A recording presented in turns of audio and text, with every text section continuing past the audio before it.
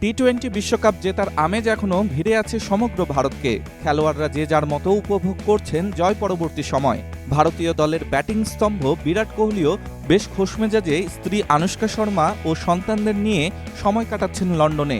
এছাড়া বিশ্বকাপের পর দল ছাড়ার ঘোষণা দেওয়ায় তিনি যে এখন ঝাড়া হাত পা হয়ে ঘুরে বেড়াচ্ছেন তাতে কোনো সন্দেহ নেই। কিন্তু এর মধ্যেই ঝামেলা বেঁধেছে তার কোম্পানি ঘিরে।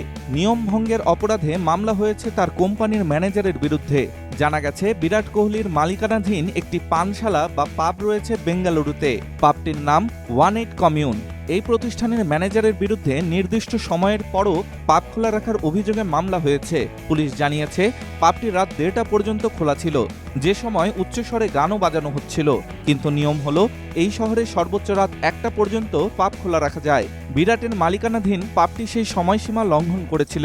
এ বিষয়ে বেঙ্গালুরু পুলিশের ডিসিপি সেন্ট্রাল বলেন, রাত 1টা পর্যন্ত পানশালা খোলা রাখার অনুমতি রয়েছে, তারপরও 18 কমিউন খোলা ছিল বলে অভিযোগ। এছাড়া অত রাত পর্যন্ত সেই পাবে উচ্চস্বরে গান বাজছিল বলেও আমরা অভিযোগ পেয়েছি। তিনি আরও জানান, শুধু 18 কমিউনই নয়, শহরের অন্য 3-4টি পাবের বিরুদ্ধেও মামলা হয়েছে। উল্লেখ্য, দিল্লি, মুম্বাই, পুনে ও কলকাতার মতো বড় শহরগুলোতে আউটলেট রয়েছে বিরাট কোহলির রেস্তোরাঁ 18 কমিউনের।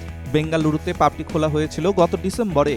এটি এম চিন্নাস্বামী স্টেডিয়ামের কাছে কস্তরবা রোডের রত্নম কমপ্লেক্সের 6ষ্ঠ তলায় অবস্থিত।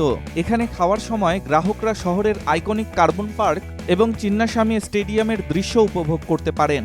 তাই স্বভাবতই বীরুর পাবে ভিড় একটু বেশি থাকে। ডেস্ক রিপোর্ট, স্টার সংবাদ।